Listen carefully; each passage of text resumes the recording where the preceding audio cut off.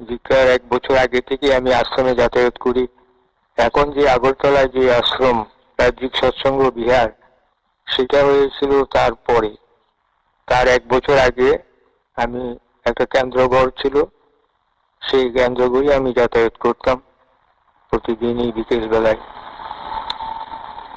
সেখানে আমার ঋত্বিক দেবতা শ্রদ্ধেয় অশেষ শ্রদ্ধাভাজন শুভ্রাংশু শেখর মিশ্রদার, উনি থাকতেন, সঙ্গে আরেকজন কর্মী ছিলেন। সেখানে আমরা যাতায়াত করতাম। আমি মানে আমার সঙ্গে আরো 5-6 জন কলেজের স্টুডেন্ট ছিল। একই সঙ্গে প্রায় দীক্ষা হয়েছিল সমসাময়িক সময়ে। তো যাই হোক, এইভাবে দীক্ষা হওয়ার পরে আস্তে আস্তে 65-এ বর্তমানে মন্দির চালু হলো, মানে শুরু করলাম যাতায়াত। সেই মন্দিরে আস্তে আস্তে দোতলা হয়ে গেল। সেই সময় আমি কাছে ছিলাম না, আমি তখন 65-এ কলকাতায় চলে এলাম। আমি মেডিকেল পড়ার জন্য একটা অ্যাপ্লাই করেছিলাম দিল্লিতে। মানে আগরতলা অফিসে, সেখান থেকে ফর্মটা চলে যায় দিল্লিতে। তখন দিল্লি থেকেই সিলেকশন হতো director general of health service, DGHS এর থ্রুতে। তো সেখান থেকে আমি একটা টেলিগ্রাম পেলাম যথাসময়ে, জুন মাসে খুব সম্ভব 65-এ, যে you have been selected to be admitted at NRS medical college Calcutta. সেই অনুযায়ী আমি সেই টেলিগ্রাম নিয়ে কলকাতায় চলে আসি এবং এনআরএস মেডিকেল কলেজে ভর্তি হই। সেটি আমার জীবনের মস্ত বড় ঠাকুরের দয়া বা আশীর্বাদ। আমাকে যদি কেউ বলেন আপনি ঠাকুরের দীক্ষা নিয়ে কি পেয়েছেন, বলে এটি আমার মস্ত বড় আশীর্বাদ যে আমি কলকাতায় পড়ার সুযোগ পেয়েছি ঠাকুরের দয়ায়। কারণ এখানে এমনই একটা পরিবেশ, সৎসঙ্গ জগতে প্রবীণ কর্মীরা, দাদারা, শ্রদ্ধ সবাই, ওনাদের সঙ্গে আমার যোগাযোগ হওয়ার সুযোগ হয়েছিল। এবং তখন থেকে আমি পূর্ণধাম দেওঘরে যাতায়াত শুরু করি। প্রথম যেদিন আমি কলকাতায় এসে জুন জুলাই মাসে যখন খুঁজতে আরম্ভ করলাম এখানে মন্দির কোন জায়গায়, তেমন কিছু হোস্টেলে তো আর বলতে পারবে না, আমি বেরিয়ে খুঁজতে লাগলাম। তখন একজন বললেন যে বদ্রীদাস টেম্পল 40 নম্বর 40 বদ্রীদাস টেম্পলে চলে যান। সেখানে আমি গেলাম। সেখানে যাওয়ার পরে দেখা হলো দাদাদের সঙ্গে, প্রার্থনা হলো বিকেল সন্ধ্যার দিকে। সেই প্রার্থনার পরে শেষে যখন বেরিয়ে আসি, সেখানে তখন কিরণ ব্যানার্জি আরো কয়েকজন ছিলেন প্রবীণ কর্মী, মন্দিরে দেখাশোনা করতেন, মানে বদ্রীদাস টেম্পলের। তো সেখানকার বেরিয়ে আসার সময় সন্ধ্যা প্রার্থনার পরে একজন আমাকে বললেন, বাইরের লোক রাস্তায় দাঁড়িয়ে আছেন, যে আপনাদের তো আরেকটা মন্দির আছে।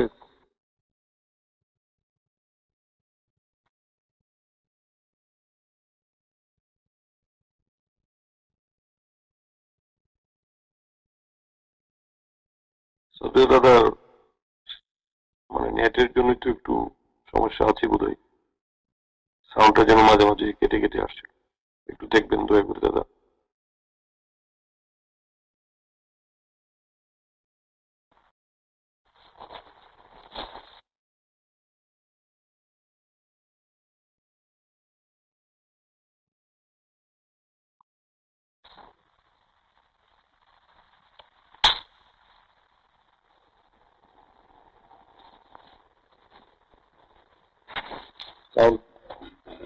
হ্যাঁ, দেখছি।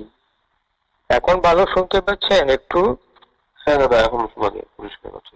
আচ্ছা, ঠিক আছে, আমি একটু জায়গাটা পাল্টে দিয়েছি একটু। ঠিক আছে দাদা।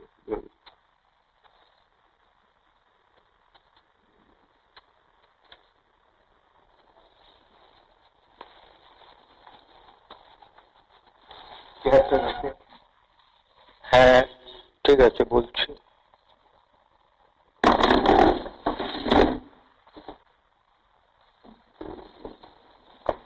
তারপর আমি পরদিন এই দুপুরের একটু পরে 2টা-2:30টার দিকে সূর্য স্ট্রিটে যাই। সেখানে গিয়ে আমি দেখতে পেলাম ঠাকুরের একান্ত পার্ষদ এবং প্রবীণ কর্মী আমাদের শ্রদ্ধেয় আশু জোয়ারদারদাকে। আশু জোয়ারদারদা অনেকে নাম শুনেছেন, দেখেছেন। তা উনি শুয়ে আছেন একটা বেঞ্চের মধ্যে, মাথার নিচে অনেকগুলি খবরের কাগজ দিয়ে বালিশের মতো রেখে। তারপরে ওনার সঙ্গে কথা হলো, প্রণাম করার পরে কথাবার্তা হলো, এবং সন্ধ্যার সময় উনি আলোচনা করলেন সৎসঙ্গের পরে, সৎসঙ্গ চলাকালীন শেষ দিকে। আলোচনার সময় উনি বলছিলেন তখনকার দিনের মানে কাজ করা যে কত কঠিন ছিল সেসব কথা বললেন। ওনার উপরে একটা দায়িত্ব ছিল ঠাকুরের একটা ভালো গাড়ি, বিদেশি গাড়ি জোগাড় করার জন্য। অনেক দামি গাড়ি, তখনকার দিনে অনেক দাম। তারপরে উনি বেরিয়ে পড়লেন গ্রামের থেকে গ্রামান্তরে, হেঁটে হেঁটে ঘুরে ঘুরে এইসব কালেকশন করতেন। কোনো কোনো সময় কোনো বাড়িতে গেলে সন্ধ্যার পরে অন্ধকারে দরজাটা খুলে জিজ্ঞেস করতেন কে কোত্থেকে। যেই শুনতো সৎসঙ্গ থেকে এসছি, তার ব্যাপাস করে দরজাটা বন্ধ করে দিতেন। এই ছিল তখনকার পরিস্থিতি। যাই হোক, এইভাবে উনি সংগ্রহ করতেন, অর্থাৎ গাড়ির অর্ঘ্য জোগাড় করতেন। এইসব কথাবার্তা উনি আলোচনার সময় সৎসঙ্গে দাঁড়িয়ে দাঁড়িয়ে বলতেন। তারপরে ওনাকে এইভাবে চলার সময় চলতে চলতে কালেকশনের ব্যাপারে যখন ঘুরতেন, তখন একটা টেলিগ্রাম এলো, একটা খবর এলো বাড়ি থেকে যে ওনার মেয়ে অসুস্থ। বললেন যে আসলে আপনি বাড়ি চলে আসেন, মেয়ে অসুস্থ। উনি এদিকে কর্ণপাত না করে ঠাকুরের কাজই মানে ঘুরতে লাগলেন। তার 2-3 দিন পরে আরেকটা খবর এলো যে আসলে আপনার মেয়ে মারা গেছে। এই খবরটা শোনা মাত্র উনি আর স্থির থাকতে পারলেন না, চলে গেলেন সোজা পুণ্যধাম দেওঘরে ঠাকুরের কাছে। ঠাকুর, দয়াল ঠাকুর ওনাকে দূর থেকে দেখেই বললেন, আশুদা আপনার মেয়ে আমার কাছে আছে, আপনার মেয়ে আমার কাছে আছে। এই কথায় আশ্বস্ত হয়ে আশুদা আবার বেরিয়ে পড়লেন ঠাকুরের কাছে। তাই তখনকার দিনের অবস্থা, কালেকশন করা কত কঠিন ছিল। তারপরে ওনার 3 ছেলে আপনারা জানেন, কালুদা, আলুদা, নীলুদা।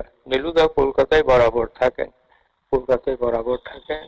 ঠাকুর বাড়ির থেকে কেউ এলে ঠাকুর বাড়ির গাড়িটা দিয়ে উনি সবাইকে বিভিন্ন কাজে নিয়ে যেতেন। আমিও অনেকবার ঠাকুর বাড়ির দাদাদের সঙ্গে বা পূজনীয়া মায়ের সঙ্গে চিকিৎসা সংক্রান্ত ব্যাপারে কলকাতায় অনেক জায়গায় গিয়েছি, এবং নীলুদা এই গাড়ি করে নিয়ে যেতেন। যাই হোক, তারপরে যেসব ব্যাপার, একদিন আমাকে পরবর্তীকালে দীক্ষা হয়েছে, তার ঠিক 11 বছর পরে 76-এ আমি আবার গেলাম কলকাতায়, আবার 2 বছরের জন্য স্টাডি লিগে।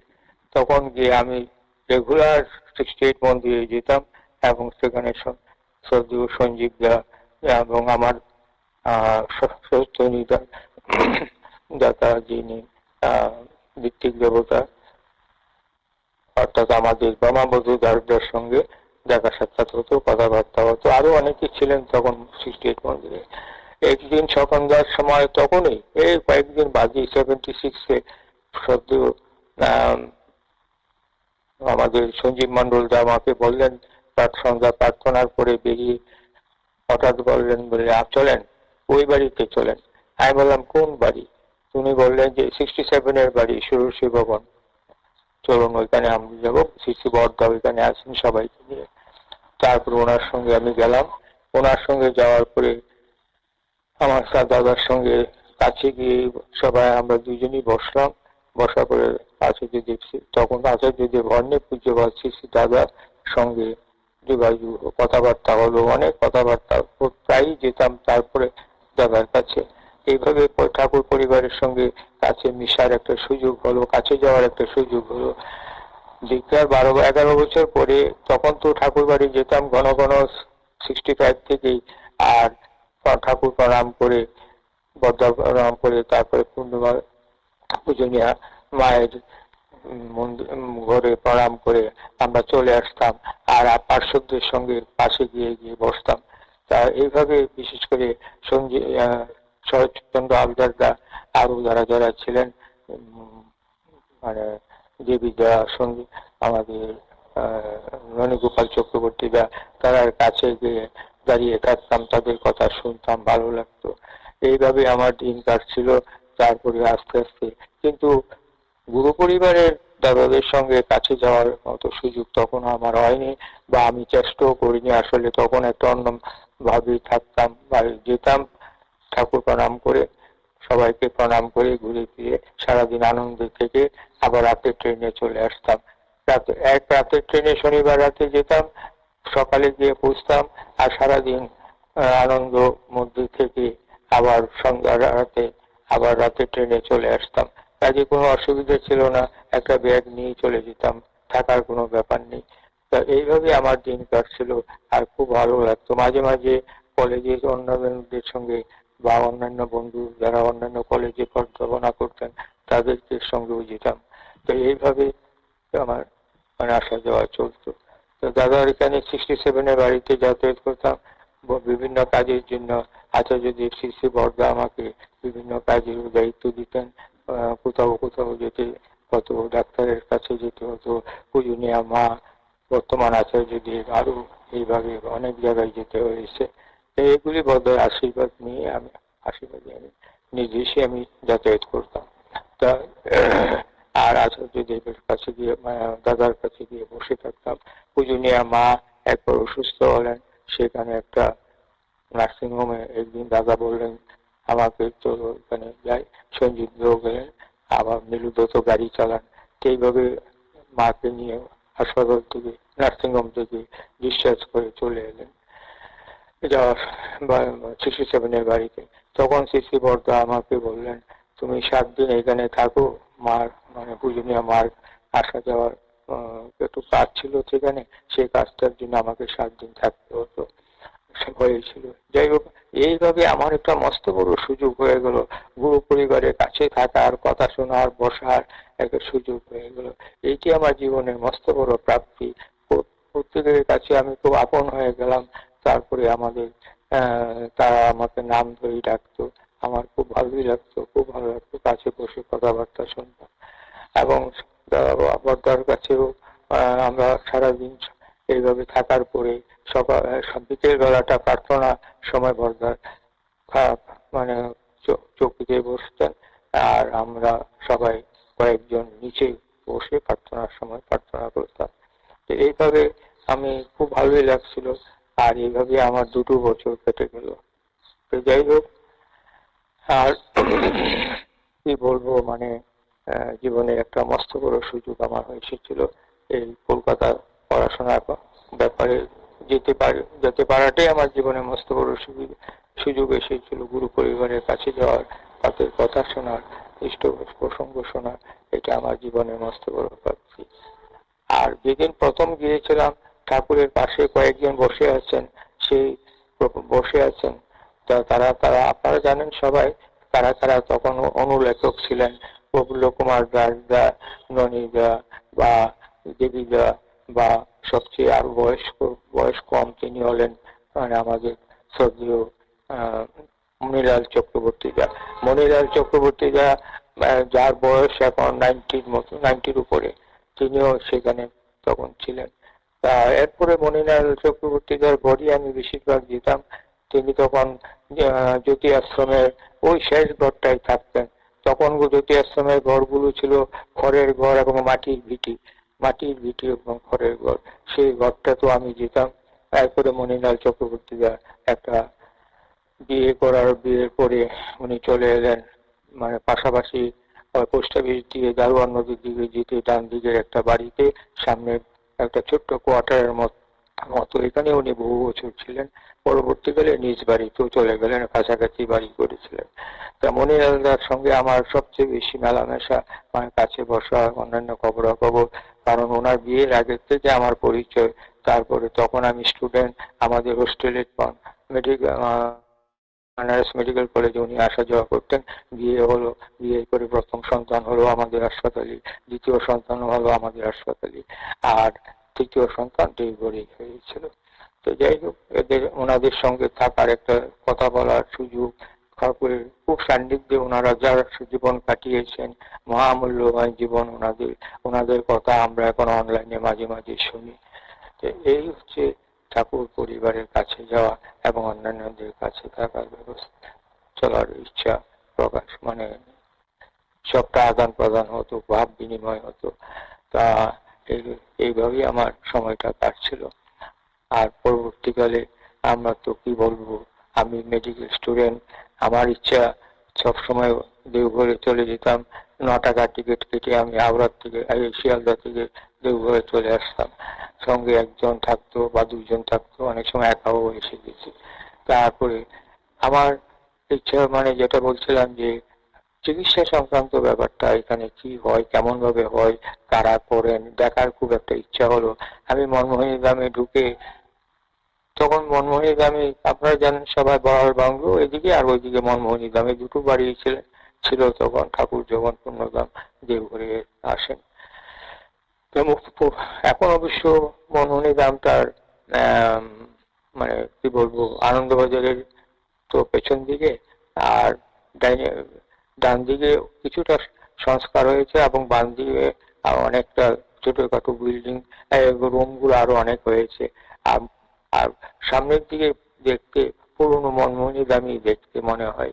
যাই হোক, আর তখন আমি যেটা খুঁজছিলাম যে আমাদের এখানে চিকিৎসা কোথায় হয়, একজন বললো ওইদিকে যান, দেখতে পাবেন। তা আমি গেলাম, গিয়ে দেখলাম পুরো একটা মাঠ, দূর প্রান্তর, কোনো ঘর দরজা কিছু নেই। সবটাই এখন যে বিরাট বড় মানে উৎসব প্যান্ডেল, উৎসব না কি বলে, এই মানে অনুষ্ঠান হয় যে বাড়িটা, সেটাও ছিল না, ফাঁকা ছিল। হাসপাতালও ছিল না, ফাঁকা ছিল। ওই দূরে একটা টিনের ঘর দেখতে পেলাম। আমি হেঁটে হেঁটে ওইখানে গিয়ে দেখতে পেলাম একজন ডাক্তারবাবু গলায় স্টেথু, হাত দিয়ে রুগী দেখছেন, এক হাত দিয়ে পেট দেখছেন, ডান হাত দিয়ে প্রেসক্রিপশন করছেন, আর চোখ দিয়ে মাইক্রোস্কোপের দিকে তাকিয়ে আছেন। একই সঙ্গে 3টি কাজ চলছে। উনি হলেন আমার অশেষ শ্রদ্ধাভাজন ডাক্তার ধীরেন্দ্র কিশোর ভট্টাচার্য। ধীরেন্দ্র কিশোর ভট্টাচার্য, বহু বছর ওনার কাছে গিয়ে বসে থাকতাম পরবর্তীকালে। এবং ওনারই ছেলে, বড় ছেলে আমাদের নারায়ণ ভট্টাচার্য, তুরন্ত অফিসের কেশিয়ার ছিলেন। উনিও এখন আর নেই। ওনার কাছেও গিয়ে গিয়ে খবরাখবর নিতাম, আগরতলার খবর, কারণ ওনার ছোট বোনের বিয়ে আগরতলা হয়েছিল। আর বড় বোন তো আপনারা জানেনই, শ্রদ্ধেয় গোপাল বিশ্বাস দাসী, এবং পরের জন হচ্ছেন আমাদের আতবন্ত দাসী। কাজে এইগুলি মানে আমার তাদের সঙ্গে এইভাবে আমার পরিচয় দেখাশোনা। তো যাই হোক, এই হাসপাতালের পরিবর্তন হলো। তখন হাসপাতালে গিয়ে আস্তে আস্তে দাঁড়ানো হলো, বিল্ডিং কনস্ট্রাকশন হলো। গেটের ডান দিকে একটা রুম ছিল, এই রুমে আমরা গেলে থাকতাম। একজন দুজন 4টা চৌকি ছিল, 4টা চৌকিতে 4জন ডাক্তারবাবু থাকতে পারতেন। পরবর্তীকালে আমরা এইভাবেই দিতাম। আস্তে আস্তে 2তলা হলো, 2তলার উপর তলায় আমরা থাকতাম, নিচতলায় আউটডোর বসতো, আর নিচতলায় আর অন্যান্য দিকে রুগীরা থাকতো, রুগীর বেড ছিল। প্রথম গেট দিয়ে ঢুকতে বাম দিকের যে রুমটা, এই রুমে পূজ্যপাদ মেজদা বসতেন, ডাক্তার অলোক কুমার চক্রবর্তী। পূজ্যপাদ মেজদা বসতেন, মেজদার কাছে আমি বেশিরভাগ সময় বসে থাকতাম। আর এদিকে অন্যান্য রুগীরা এলে মেজদা দেখতেন। আর এইদিকে আরেকটা জিনিস লক্ষ্য করতাম, সন্ধ্যার দিকে একজন আসতেন, লম্বা বেশ সুন্দর চেহারা। উনি হলেন আমাদের পূজ্যপাদ, কি বলবো, পূজ্যপাদ অশেষ শ্রদ্ধাভাজন ঋত্বিক আচার্য কৃষ্ণপ্রসন্ন ভট্টাচার্যের মেজো ছেলে, অর্থাৎ পণ্ডিতদার মেজো ভাই। তিনি হলেন, ডাক নাম ছিল কুতুন। এই কুতুন দা সন্ধ্যার পরে এক সময় মেজদার কাছে আসতেন। তখন আমি পাশের রুমে চলে যেতাম। ওনারা মানে বন্ধু বৎসল, কারণ লন্ডনে মেজদা যখন ছিলেন, কুতুন দাও সেখানে কিছুদিন ছিলেন। মেজদা অনেক দিন ছিলেন, মেজদা তো 81-এ এলেন ঠাকুর বাড়িতে লন্ডন থেকে। তা প্রথম দিন মেজদার সঙ্গে আমার তো পরিচয় হয়নি। আমাকে ঢুকতেই হাসপাতাল গিয়ে আমি আগে রুম গুলা দেখে আসি, কোন কোন রুগী আছে, কেমন আছে, তারা কি নিয়ে ভর্তি হয়েছে। এমন সময় আমাদের গৌরী চক্রবর্তী, গৌরীজি আমাদের সেবিকা, প্রধান সেবিকা, দিন রাত একাকার করে কাজ করতেন, এত মানে সিনসিয়ার ছিলেন। আমাকে দেখে বললেন যে রাজেদা, মেজদার সঙ্গে দেখা হয়েছে আপনার? আমি বললাম না। আমি বললাম উনি কোথায়? বলি ওটিতে দেখেন, ওটিতে আছেন।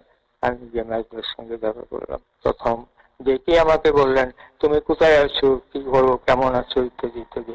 প্রথম দিনই এত আপন করে দিলেন মেজদা, সেটি আমার জীবনের একটা প্রাপ্তি।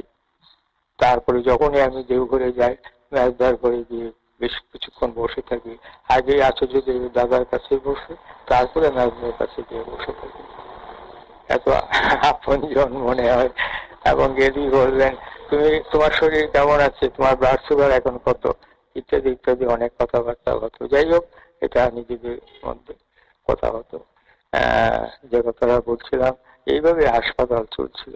আর হাসপাতালে আস্তে আস্তে বৃদ্ধি হচ্ছে, যেমন ডাক্তারও আস্তে আস্তে বেড়েছে।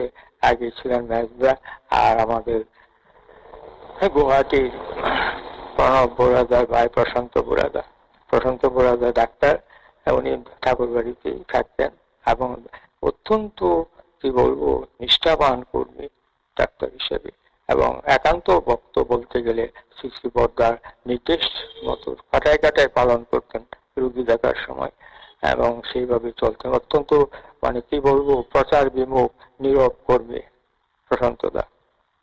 এত ভালো লাগতো। একদিন আমি দেওঘরে গেলাম, গিয়ে আমি কল্যাণ কুটিরে, এখানে একটা প্যান্ডেল ছিল, সেই প্যান্ডেলে গিয়ে আমার সঙ্গে আরো 3-4 জন কর্মী দাদাও ছিলেন আগরতলা থেকে। আমরা আমাদের যে বিল্ডিংটা বা সিটকিসটা দেখে আমি একটু বেরিয়ে গেলাম, দেখি হসপিটালটার দিকে, গিয়ে দেখি কেমন কি অবস্থা বা কাদের সঙ্গে দেখা করা যাই। আমি হসপিটালে যাওয়ার আগে হঠাৎ দিয়ে আমার কাঁধে একটা হাত পড়লো। আমি হাত পড়ার সঙ্গে সঙ্গে আমি তাকিয়ে দেখলাম প্রশান্তদা। আমাকে দেখে বললেন, আপনি কখন এসছেন, কোথায় আছেন? আমি বললাম কল্যাণ কুটিরে। আমাকে বললেন, শিগগির আপনি চলে আসেন এখানে। তারপরে আমি চলে এলাম। এসে আসার পরে ওই আগের যে পুরোনো গেটটা, মেইন গেটটা, সেটা দিয়ে ঢুকে ডান দিকের ঘরটাতে আমাকে বললেন, আপনি এখানে থাকবেন যখন আসছেন। তারপর থেকে আমার হাসপাতালে থাকা শুরু হলো। তা এই হচ্ছেন প্রশান্তদা একদিন আমাকে হাতটা কাঁধে দিয়ে বললেন, দেখেন তো আমার প্রেশারটা একটু কেমন হতে পারে, বা আহ, আহ, আমার শরীরের অবস্থাটা যে এরকম, আমাকে মানে সাবধানে থাকতে হবে, আমার প্রেশারটা একটু দেখবেন এক সময়। আছে, ঠিক আছে। তারপরে তো দুঃখের বিষয়, অত্যন্ত দুঃখের খবর, একদিন প্রশান্তদা এই প্রেশারই চাপি উনি পূর্ণদাম দেব দয়াল দামে চলে গেলেন। তো এরকম নিষ্ঠাবান কর্মী, এত নিষ্ঠাবান মানে কি বলবো ডাক্তার, মানে আমি খুব কম দেখেছি। ঠাকুরের লাইনে ঠাকুরকে মাথায় রেখে চিকিৎসা করতেন। উনি আবার একটু সাইকিয়াট্রিক চিকিৎসা করতেন রুগীদের, খুব ভালো লাগতো। আর একদম ঠাকুরের লাইনে তিনি চিকিৎসা করতেন। তারপরে আমাদের স্বপনদা তারা হইলেন হাসপাতালে আসছে, তারা তিনি মাইতে এলো। তারা দুইজন তখন ডাক্তারের আর মেজদা আছেন, প্রশান্তদা তো আর নেই। এইভাবে চলছে। তারপরে এখন আর আমার সঙ্গে যোগাযোগটা একটু কম হাসপাতালে। আমি তো আর আগে হাসপাতালে থাকতাম, এখন আর হাসপাতালে থাকি না, আমি একটু বাইরেই থাকি, ওই বাড়ি ভাড়া করে ইত্যাদি ইত্যাদি। যাই হোক, সেটা অন্য ব্যাপার। এইগুলি হচ্ছে মানে হাসপাতালের ব্যবস্থাপনা। অনেক ডাক্তার হলো, বিল্ডিং এর কলেজও বাড়লো, মানে অনেক ডিপার্টমেন্ট হলো। আর ওইদিকে ডিপার্টমেন্টও বাড়লো, ডায়াগনস্টিক সাইটও বাড়লো। আগে ছিল শুধু এক্স রে, পরে সোনোগ্রাফি হলো। সোনোগ্রাফিতে আমি 2-1 দিন গিয়ে কাজ করেছিলাম। তো যাই হোক, আমি তো রেডিওলজিস্ট হিসাবে আমি এটা আমার ডিপার্টমেন্টেরই কাজ, তাই আমিও ইন্টারেস্টেড হয়ে কুজিনো ম্যাজদার নির্দেশ মতো আমিও মাঝে মাঝে দেখতাম। এইভাবে চলছে। আর এখন তো মানে অনেক ডাক্তার হয়ে গেছে, অনেক সেবিকা সিস্টার হয়ে গেছে, এবং পরিষেবাও বিভিন্ন রকমের, অনেক ডায়াগনোসিস হয়, সেইভাবে চিকিৎসা হয়। মানে একটু আধুনিক পদ্ধতিতেই চলছে সবকিছু। আমার খুব ভালোই লাগে। মাঝে মাঝে কনফারেন্স হয়। আগে প্রতি বছর আশ্বিনের উৎসবের দ্বিতীয় দিনে মেডিকেল কনফারেন্স হতো। এই মেডিকেল কনফারেন্সটার জন্য আচার্য দেব শ্রী শ্রী বর্দার অত্যন্ত প্রেরণা এবং উৎসাহ নিয়ে শুরু হয়েছিল, এবং আজ আমার মনে হয় 40 বছরের উপর হয়ে গেছে সেই মেডিকেল কনফারেন্স হচ্ছে। এখন বড় আকারে সুন্দরভাবে, যেমন অন্যান্য জায়গায় সেমিনার হয়, কনফারেন্স হচ্ছে, সেইভাবেই হয়। খুব ভালো লাগে শুনতে, মানে আলোচনাতেও করি। আর 2 নম্বর কথা হচ্ছে এই দিনের একটা ঘটনা বলি। এরকমই একটা আহ মনে হচ্ছে আশ্বিনের উৎসব, নববর্ষের উৎসব। এইভাবে নববর্ষের উৎসবে অনেক বছর আগের কথা, সেটা চলছে। উৎসবে মেডিকেল কনফারেন্সও হবে আজকে। মেডিকেল কনফারেন্সের লোক বেশি না, 10-12 জন। আর সেবিকারা কয়েকজন মিলে, এরকম 12-8-10 জন। আমরা তখন পরবর্তীকালে দোতলায় হতো।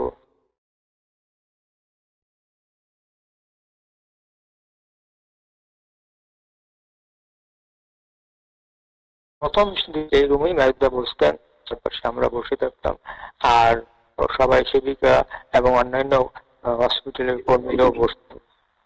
তা এই এই দিন, সেই সময় আমাদের ডিব্রুগড় মেডিকেল কলেজে অশেষ শ্রদ্ধাভাজন আমার ডাক্তার ইন্দ্রেশ্বর দত্তদা, উনি এসেছিলেন। ওনার নাম শুনেছি বহু বছর আগে থেকে, কারণ আমি যে জায়গায় হসপিটালে কাজ করি এখানকার অনেক স্টুডেন্ট, ডিব্রুগড়ের স্টুডেন্ট, তাদের মুখেও নাম শুনেছি এবং খুব ভালো, সবাই খুব উদ্বুদ্ধ হতো। তা আমি যে প্রথম দেখলাম শ্রদ্ধেয় ইন্দ্রেশ্বর দত্তদাকে। তিনি অন্যান্যবার একাই আসেন, এইবার উনার স্ত্রী এবং 2 ছেলেকেও নিয়ে এসেছিলেন। দুঃখের বিষয়, সেই দিন কনফারেন্স চলছিল বিকাল বেলায়। আর রাত্রিবেলায় সন্ধ্যার পরে খবর পেলাম উনি হাসপাতালে ভর্তি হয়েছেন। উনি অসুস্থ এবং উনি ভর্তি হয়েছেন, ওনার মুখ দিয়ে রক্ত বেরোচ্ছে, এইসব খবর। আমরা এসে তো একজন বসলাম, বসার পরে দেখলাম রাত্রিবেলায় আমরা কয়েকজন ছিলাম রাত্রিবেলায়। তা অবশ্য সেই দিন আমরা আর কিছু করতে পারলাম না, উনি দয়ালধামে চলে গেলেন। এই পুজোবাদ আমাদের পূজনীয় না শ্রদ্ধেয় ইন্দ্রেশ্বর দত্তদা, ডাক্তার ইন্দ্রেশ্বর দত্তদা, উনি চলে গেলেন আমাদের ছেড়ে। আর সেই দিনের ঘটনাটাই বলি। আমরা তো ঘরে প্রথম রুমটাতে ওনাকে রাখা হয়েছিল, ঢুকতে ডান দিকের রুমটাকে। আর আমাদের পূজ্যপাত দাদা ওই যে মাঝখানে বাগানের মতো একটা জলের ট্যাপ আছে, ওর কাছে মাটিতে উনি বসে অনেকক্ষণ ধরে বসেছিলেন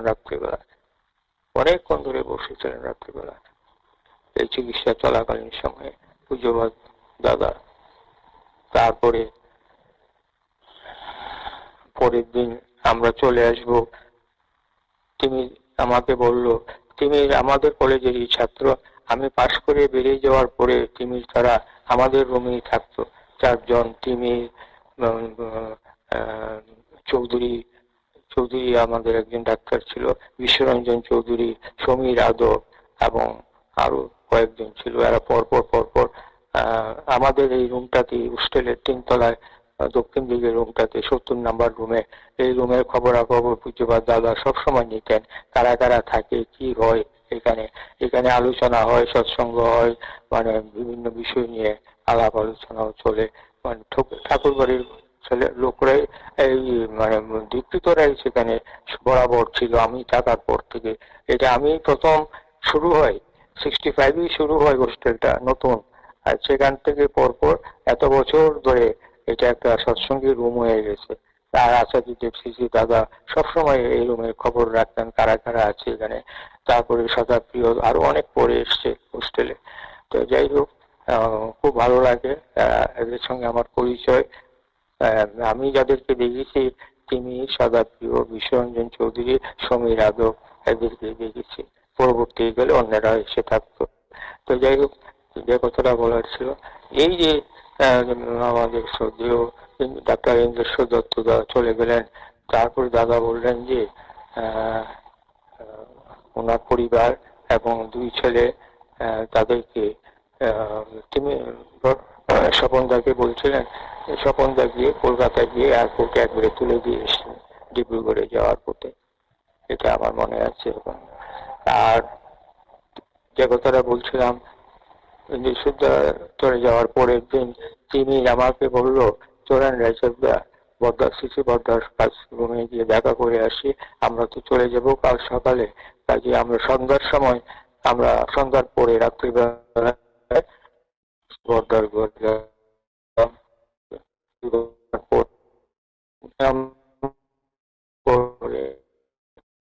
একদিন পূজ্যপাদ দাদা দাঁড়িয়ে পাশেই, দাদা বললেন, আমাকে দেখিয়ে বললেন, ও আগরতলা থাকে, আগরতলার ডাক্তার।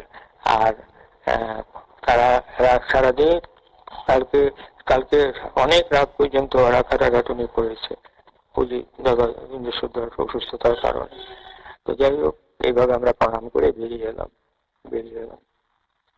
তা আমরা পরদিন আবার যেই যার পড়তে চলে গেলাম, যার যার কর্মক্ষেত্রে। তো এইগুলি অনেক স্মৃতি ঘটনাগুলি মানে বলছি যখন যেটা মনে আসছে ভাব খারাপভাবে ছাড়াভাবে। তা এইভাবেই আমাদের মানে জীবন চলো না।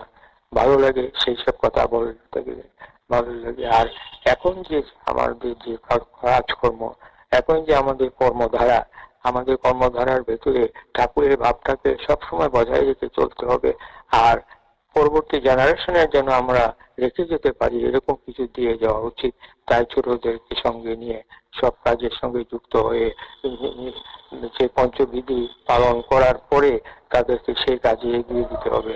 তা না হলে আমাদের সব চেষ্টাই বৃথা হবে। পরবর্তীকালে আমরা এই ধারাকে যেন ধরে নিয়ে রাখতে পারে, ধরে নিয়ে চলতে পারে ঠাকুরের ভাবটাকে। সেই জন্য প্রতি পরিবারে প্রত্যেকের ভাবা উচিত যে আমরা কি রেখে গেলাম। অস্থায়ী বা পার্থিব জিনিস বা মেটেরিয়ালিস্টিক জিনিস যেগুলি বা বিষয় সম্পত্তি, এগুলি ক্ষণস্থায়ী, একদম ক্ষণস্থায়ী। জীবনে আসে, আবার জীবন থাকতে থাকতে এগুলি চলে যায়, কোথায় কেউ বলতে পারে না। কিন্তু যেটা থাকবে এটাকে বলে সম্পদ। আর যেটা জন্য মানুষ লালায়িত সেটা হলো সম্পত্তি। সম্পদ আর সম্পত্তি দুইটা আলাদা। আপনার একটা উপযুক্ত ছেলে হলো, একটা উপযুক্ত মেয়ে হলো, ঠাকুরের কাছে যুক্ত হয়ে সবাইকে আনন্দ দিচ্ছে, এটা হলো সম্পদ। একবার একটা গল্প পড়েছিলাম 59-এ, আমি যখন কলেজে পড়ি, বাংলায় গল্প। সেটাতে একটা গল্প ছিল হৈমন্তী মারা যাওয়ার পরে হৈমন্তীর বাবা বলেছিল, হৈমন্তী আমার সম্পদ ছিল। তখন বুঝতাম না সম্পদ জিনিসটা কি। আমরা যেন কিছু সম্পদ রেখে যেতে পারি। আর এখন যে কাজকর্ম চলছে, এখন তো ডিপি ওয়ার্কস নিয়ে সব জায়গায় সর্বত্র ডিপি ওয়ার্কস। এই যে দীক্ষাপত্র শ্রমিকরা যারা চলে গেছেন আমাদের ছেড়ে, যারা বিচ্যুত হয়ে গেছেন, যারা বিচ্যুত না হয়েও ঘরে বসে আছেন, ইষ্টভীতি করেন, ঘরেই রেখে দিচ্ছেন, নানান রকম অ্যানোমালিস আছে, মানে নানা রকম ব্যাপার। তো এই তাদেরকে বুঝিয়ে ঘরে গিয়ে বুঝাতে হবে। প্রথমেই এই দীক্ষাপত্র সমীক্ষার ব্যাপারে প্রথমেই যেন আমরা গিয়ে না বলি যে আপনার মুক্তি ঘরের সিংহাসনটা কোথায়, ইষ্টভীতি করেন কিনা, নিরামিষ খান কিনা, এসব কথা বলার কোনো দরকার নেই। দাদা কেমন আছেন, আমরা আসছি আপনাদের সঙ্গে খোঁজ খবর নিতে, আচার্যদেবের নির্দেশে। কেমন আছেন, বাড়ির শরীর সবাই ভালো তো, আর্থিক অবস্থার খবর নেবেন, কিভাবে সংসার চলে, এইসব খবর নিয়ে পরে সুযোগ বুঝে বলবেন, আপনি তো দীক্ষা হয়েছিল অনেকদিন আগে, আপনি তো ঠাকুরের সঙ্গে যুক্ত ছিলেন, এখন কি ঠাকুরের সঙ্গে যুক্ত সেইভাবে আছেন? অর্থাৎ ঠাকুরের সঙ্গে যুক্ত থাকা মানে আমরা ইষ্টার্ঘ নিবেদন করে, ইষ্টভীতি নিবেদন করে বা ইষ্ট পূজা দিয়ে আমরা চলছি কিনা, এটি হচ্ছে ঠাকুরের সঙ্গে যুক্ত হয়ে সেইভাবে চলা বিধিমাফিক। তা এই খবরগুলো আমরা নিতে হবে, তারপরে তাদের সঙ্গে যুক্ত হতে হবে। আর একটা জিনিস, মস্ত বড় জিনিস হচ্ছে আমরা তৈরি হয়ে যেন তাদের বাড়িতে যাই দীক্ষাপত্র সংস্থার কাজে। আমরা যেন ডিপি ওয়ার্কসের সঙ্গে আমরা যেন তৈরি হয়ে যাই। তৈরি হওয়া মানে আমি পঞ্চবিধি ঠিকভাবে পালন করছি কি না। মানুষ কিন্তু আমাদের বিভিন্ন অ্যাঙ্গেল থেকে আমাদেরকে বিভিন্ন জনে দেখে আপনার সঙ্গেই চলে, আবার আপনাকে লক্ষ্য রাখে আপনি সব ঠিক আছে কিনা। আমার পাশের বাড়ি একজন বলছে, উনি দীক্ষিত না, কিন্তু আমার সঙ্গে সবসময় সৎসঙ্গে যাতায়াত করতেন আগে, উনি আর এখন নেই। তা উনি আমাকে বলতেন, দাদা ওই যে ভদ্রলোক আপনাদের দীক্ষিত, ওনাকে দেখি সিগারেট খায়, দাদা ওই যে ভদ্রলোক আপনাদের সঙ্গে চলে, উনিকে দিকে বাজার থেকে মাছ টাছ কিনে নিয়ে বাড়ি নিয়ে যান। উনি এইসব কথা আমাকে বলতেন। তার মানে আর কিছু নয়, ওনারা লক্ষ্য রাখেন আমার খাওয়া দাওয়া, চলাফেরা, পোশাক পরিচ্ছদ, কথাবার্তা, চালচলন, সব বিভিন্ন অ্যাঙ্গেল থেকে আমাদেরকে লক্ষ্য রাখেন। তবে ভেতরে একটা শ্রদ্ধাও থাকে তাদের। যদি দেখেন যে ঠিক ঠিক, তাহলে একটা শ্রদ্ধাও থাকে। আর না হলে, ঠিক না হলে মানে ইষ্ট মানে সৎসঙ্গেরই বিভিন্ন সমালোচনা করবে এবং করেও যাচ্ছে। কাজে আমাদের সাবধান থাকতে হবে, আমাদের সাবধান থাকতে হবে। কাজে ওই যে শুনেছি ছোটবেলায়, মানে সাধু সাবধান বলতো, আমাদের সাবধান থাকতে হবে। কারণ আমরা তো সাধু বলে পরিচিত হচ্ছি সমাজে। কাজে আমাদের সাবধান থাকতে হবে। দাদা, আমার সময় হলে আমাকে বলবেন। দাদা 50-এর মধ্যে করলে হবে, 6:50। আচ্ছা আচ্ছা, জরুরি। তো যাই হোক, মানে আমাদের কাজ হচ্ছে দীক্ষাপত্র সমীক্ষাটার কাজটা হচ্ছে সবচেয়ে গুরুত্বপূর্ণ কাজ। সর্বত্র সারা ভারত জুড়ে যেখানে আমি বিভিন্ন লিঙ্কে আলাপ আলোচনা করি, সবার মুখে একই কথা, দীক্ষাপত্র দীক্ষাপত্র। এই যে যারা চলে গেল, তারা তো ঠাকুরের নাম পেয়েছিল, ঠাকুরের কাজে যুক্ত ছিল, এখন যে বিচ্যুত হয়ে গেল, এটা কিন্তু আমাদের কাছে ভালো লাগছে না। আমাদের কি সবচেয়ে বেশি খারাপ লাগছে আচার্য দেব এবং পূজ্যবাদ অবিন্দাদার, তার তো সাংঘাতিক মানে মানসিক অবস্থা। কি করে এই মানুষগুলোকে আবার, এই দাদাদেরকে আবার ফিরিয়ে আনা যায়, কোন কোন ভাবে আনা যায়, কেমন করে আনা যায়, এটাই আজকাল সবচেয়ে বড়। যার জন্য আরো বারো করে বেশি করে মেশার জন্য, তাদের সঙ্গে যুক্ত হওয়ার জন্য, তাদেরকে আপন করার জন্য আচার্যদেব বললেন যে উৎসবাদী এখন আর বিল্ডিং এর, আশ্রমের সীমানার ভেতরে হবে না, ওয়ালের ভেতরে হবে না, এখন হবে বাইরে। এটার একটা যে প্রকৃষ্ট মানে উদাহরণ আমরা পেয়ে গেছি। বাইরে হলে কেমন হয়, বাইরে হলে যা আগে যারা গেটের কাছে এসে দাঁড়িয়ে থাকতো, ঢুকবে কি ঢুকবে না চিন্তা করতো, এখন তারা অবাধে মাঠের মধ্যে এসে আমাদের পাশে বসে থাকেন। তারা আনন্দ উপভোগ করেন, কোন রকম বাধ্যবাধকতা নেই, প্রসাদ খেয়ে নেই,